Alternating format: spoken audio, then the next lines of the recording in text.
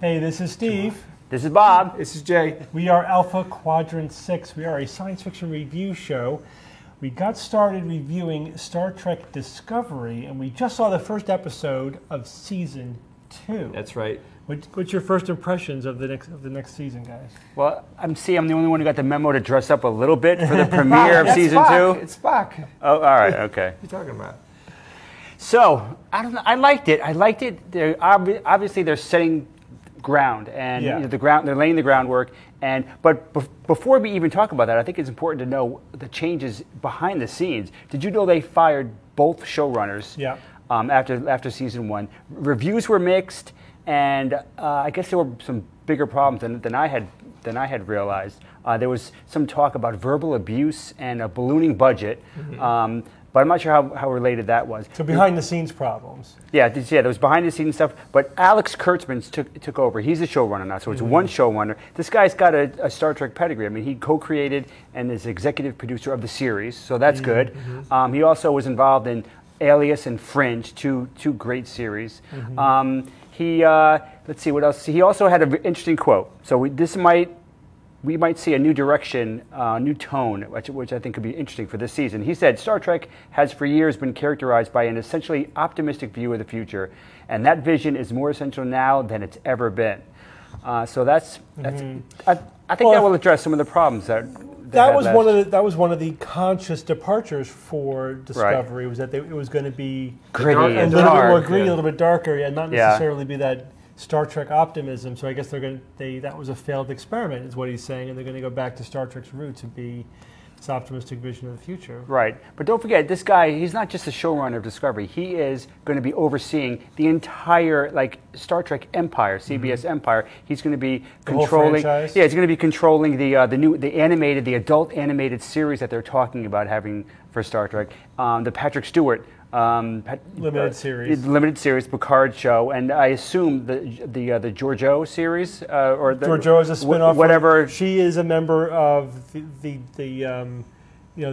dark fringe group. Yeah, she's from the Mirror universe. Yeah, but she's from the Mirror universe. But now she's working for the Federation, so she's going to assign her to their Black Ops, the Starfleet Black Ops. So she's going to have to do all the dirty stuff that Starfleet needs to get done but can't really have on the books. Okay, I didn't know that Starfleet did that kind of stuff. Well, the Black Ops was, I think, referred to in Deep Space Nine. Okay. And then so she's joining that group. So this is canon already that this is going on. Now we're going to have a whole series looking at the dark underbelly. Yeah, right. Whatever. And the point is, and Kurtzman's going to be behind it all, so hopefully this guy brings his A game to this. All right, but talking about Season 2 premiere episode, I wasn't on the edge of my seat even during the high action part, like when the three people go out, Michael and Captain Pike and the guy. There was four of them actually, right? So the guy and a science officer from the Enterprise, and then 1701, and a security officer or whatever, the girl that was in with the weird microphones by her mouth. Yeah, they didn't explain any of that. Yeah. I wasn't surprised to see. Well, look, spoilers, right? Because we're reviewing. Massive spoilers. I wasn't surprised to see that guy go. Oh no, he was dead from the moment they left the ship. And he didn't even have a red shirt on. I know. I mean, you knew that guy was dead. And then they did the cliche side view, that someone's going to get hit. Oh yeah. It was very forecastable. Yeah, right? I knew it was coming. Yeah. Now, but let's talk about the initial moments of the episode, which I particularly loved. You got a real good look at the Enterprise, and classic Trek from the outside. Enterprise from the outside. They teased us, but we never got a really good inside look. We got a look at the end of Season 1, but I took a real good look this time around. That's a gorgeous version of the 1701. Also, the uniforms. What do you think? Their version of the uniforms. I liked them. I like them. They were the collars, though. I'm not crazy about the collars. I think they need to do something even more reminiscent of that. I think my favorite version of the classic Trek uniform is from the recent movies. I like that version a lot because you want to keep the basic look and vibe of those uniforms, right? Sure, but make them look a little bit more modern and fashionable. I can't disagree with that. I think this was okay. I like this, but it's not my favorite. The movie version is okay. And what about Anson Mount, the Captain Pike? Yeah, he's great. He's fantastic. He's wonderful. It seems like he will do a good job. Yeah. But I walked away with this episode feeling like this is what I don't like to say to myself when I see a new TV TV shows, premiere episode. Oh, they have to warm themselves up. They're kind of just warming up. I mean, it took quite a while for us to get to an exciting action sequence.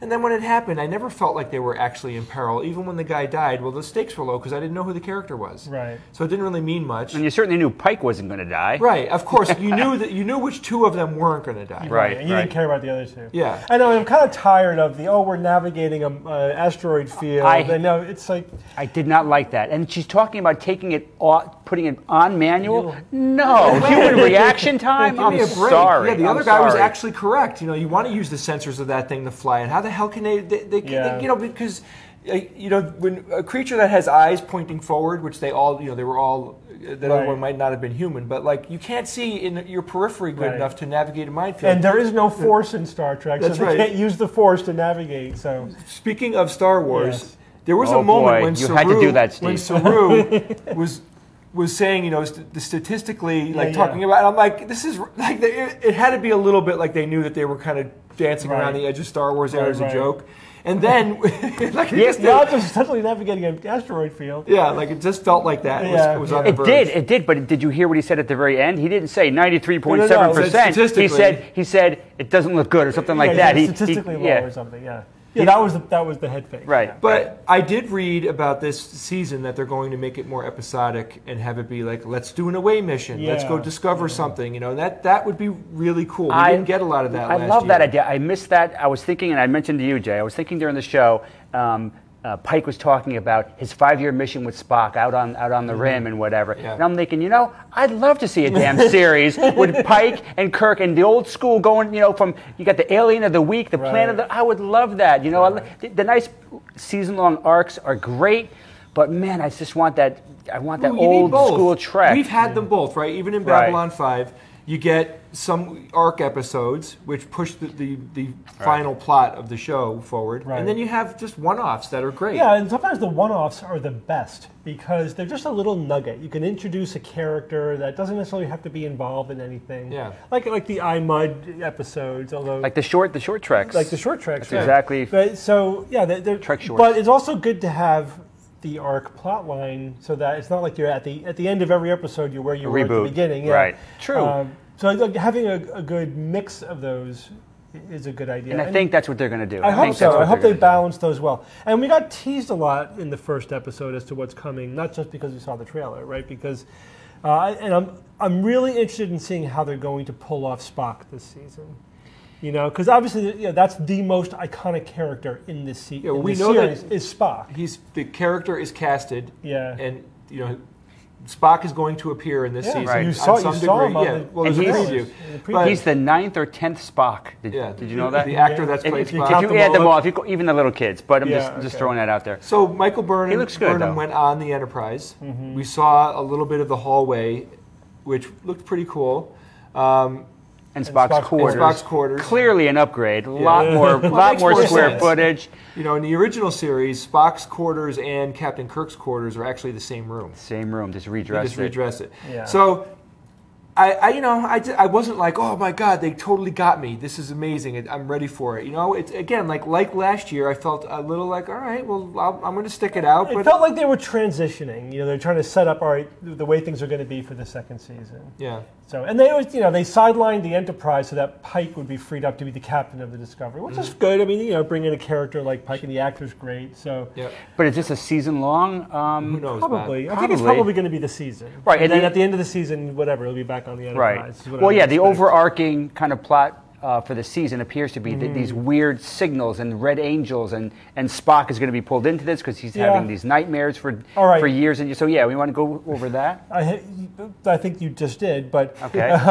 The one thing that I don't like about it is that it's going to be whatever they're up against is trying to kill every living thing in the galaxy. Yeah, can they just do something that's on that planet? Yeah, right. Do the stakes always have to be universal Armageddon? That's why I like Trek shorts with Saru's, what was it, Through the Looking Glass? I can't remember the name of the title. The Trek short about Saru. About Saru was good. It was basically about him getting off the planet. Yeah. Low stakes, but it was intimate, and it was. The thing is, when you start with the whole galaxy is going to be destroyed, you leave yourself nowhere to go. Yeah. From there, and it also gets. you mean, burn that out. So how many times has the whole universe been at stake? Well, at least the multiverse is in threat, like in that Doctor Who episode. That was awesome. Well, the multiverse was being threatened last season, so they're downgrading. Right. Now it's just the galaxy. That's a good point. I forgot about the damn spores. I agree. How about just make this? You got to start with lower stakes. It's okay, like something bad's going to happen to the Federation. Okay, or just the ship itself is that's at what risk. The Klingons. I mean, last season it was a Klingon war. Yeah. The Federation was at risk. That should be like the big thing that you get to, not like where you're downgrading. Yeah, that should be like I could see what they're setting things up to be. Could be like something that is at the end of Discovery's whole run. You know, you're right, but they come out with like a huge Klingon war in season 1, and this one, you know, if we're going to be doing another one of those universe-destroying events, you know, I've seen it so many times too. Like I want something. It's lazy writing. It is. It's like, oh, we'll go for this big, flashy. The whole galaxy is going to be destroyed. But we don't know that they're going there fully yet. That's one thing. So Spock said it. Another thing. In the preview. Yeah, but you can't trust the previews because you're just seeing. Can't trust Spock. He lies. But well, that's what we say in our book. But the thing that you said that I don't like. Yeah. I don't want Pike to come on here and be a seasoned character. Like the whole thing about Star Trek is you get to know the characters and it's their interchange of relation. You know, it's those relationships that make the show. You know, you're seeing Pike. We don't know anything about him, and the actor's doing a great job. But I realize it's going to take episodes before he develops a rapport with everyone. But we still have, Saru, Michael Burnham, and the other characters. Right. Yeah, but I'm saying don't get rid of him after a season. Like, if you're bringing on a new captain, make him the captain of the show. He's the captain of the Enterprise. Well, then we have a problem, then, don't we? Plus, they got rid of Lorca after one season. I didn't like it. I liked Lorca. He was really cool. He was cool. He may be back. Yep. But you understand my root point here is that give us a crew that's the crew that we could rely on to take us through the story of Discovery. Maybe we already have the crew. Maybe Saru is going to be the captain. Yeah. Bob, it's okay to have a core and have the other characters come. You don't have a guest captain. The captain is the center of the whole thing. Well, come on. No, it's not. Michael Burnham is the I know, but the thing. captain is number 2 then, right? In this series, the captain is like the number 2 role on Maybe the it's ship. going to be like Harry Potter, where every year there's a different dark arts master. Like every season, we're going to have a different captain. And I like it. With Lorca, then it's going to be Pike, and somebody else will be season 3. By like season 7, they'll just like have a hippie. Hey, yeah, what's up, guys? You know, like no, you have the same people, so we know who they are in their relationships. Anyway, be flexible. Anyway, so I would give this a solid 6.8 on a scale of 1 to 10. Plus. That shifting scales. They didn't. The thing that I really wanted them to do is I wanted them to pull me in all the way. Like, whoa. They didn't do that. I agree. No, they didn't do that. But they're just setting the table, and I'm hoping that. I'm tired of saying they're setting the table, they're building up to something. But it's the first episode of a new season when they are making a huge shift. So I hear you. But you hear me? You know, it's not. It doesn't rivet me like. But if it gets there, like last season, it was the same thing. But they got there. So if they get there quickly, I hope so. Ish, they're all right. So to be fair, look, I'm just calling it like I see it. Right? I want it to be good. I want to really enjoy. I don't want it to be good. I want it to be fantastic. Right. Yeah. The last season of Discovery didn't get really good until halfway through the season. Halfway. Okay, it took them 5, 6, 7, 8 episodes to really engage. It took Next Gen a whole season to finally pull I out agree, but here we are. How often are we going to use that example? I know. We are at the beginning of season 2. I'm giving them this one episode. Okay, transition. They've transitioned. Starting from episode 2 on, better be great. My hair better be blown back, or else I'm going to start really complaining. Well, right? So we mentioned the Star Trek shorts. Yes. And we just watched the 2 one of them. with Imud. Harry Mudd's episode and Tilly's episode. Great. And we will review those. Mudd's episode was probably my favorite short. Yeah, it was fantastic. It was very good. Unpredictable. Come on, nobody saw that coming. There was the tiniest little hint. But I don't think anybody would have ran with that. No. So definitely watch Mudd's short. We'll keep throwing it. So it shows you they have good writers. They know what they're doing. There's potential there. So I would love if you as our listeners or viewers would respond to what you thought about the show. You can right now you can go to Alpha Quadrant 6 to connect with us. I am moving all of the Alpha Quadrant 6 shows from the Skeptic's Guide YouTube page over to its own YouTube page. That'll be happening very, very soon. So most importantly, just tell us what you thought. We'd love to hear it. We'd like to get into a dialogue with you, and we'd really love it if you told us what other things you'd like us to review, because we're doing Star Trek, but we have a lot of other shows already planned, and we're very open to suggestion. Yes, what kind of stuff do we want to cover? We're going to do TV, movies. We could do classic books. movies. Right, old, not just newly released, That's but true. also some classics. Let's go back to classics like Forbidden Planet, right? Of course. It's on the short list. I love the concept ones where it's like the top 10 blaster ray guns in science fiction, or the best starships. I love that kind of stuff. I want to do more of those. And we have a full interview episode coming up with a MW. Should I drop it or what? MW. Sure. Say MW. All right, so we have we happen to be friends with Michael Whalen, who is a very famous and well-respected science fiction artist and fantasy artist. You know, he's done Robots of Dawn, and the guy that painted more dragons that he can even remember. He's probably done. Yeah, you would look at his art, like, oh yeah, I know that. I know that. It's weird. You go to a bookstore and you just walk through, and you're like, you get to see his book covers like littered all over. And he's a great bookstore. guy, talented and awesome. Yes. So we'll be So many interviewing ways. him, and we have some super secret, awesome. Epic We can't interview. drop that. We can't drop that now, but there's some really good stuff coming. I don't even know what they're talking Yes, about. you do. We managed to pull something off that's going to happen in a year. Come on, let's just say it. Yeah, okay. Well, 2019 is going to be a big year. Yeah, it's going to be. We have something really fun coming out. Anyway, I if know what you're you saying. like the show, you could go to patreon.com/ Alpha Quadrant and the number 6. Alpha Quadrant and the number 6. I don't say / anymore. I just say Right, slash. redundant. Or you can go to facebook.com/ Alpha Quadrant and the number 6. Listen, guys, give us your feedback. We're very excited about doing a weekly show, and we will see you next week. Rhubarb, rhubarb, rhubarb, rhubarb, rhubarb.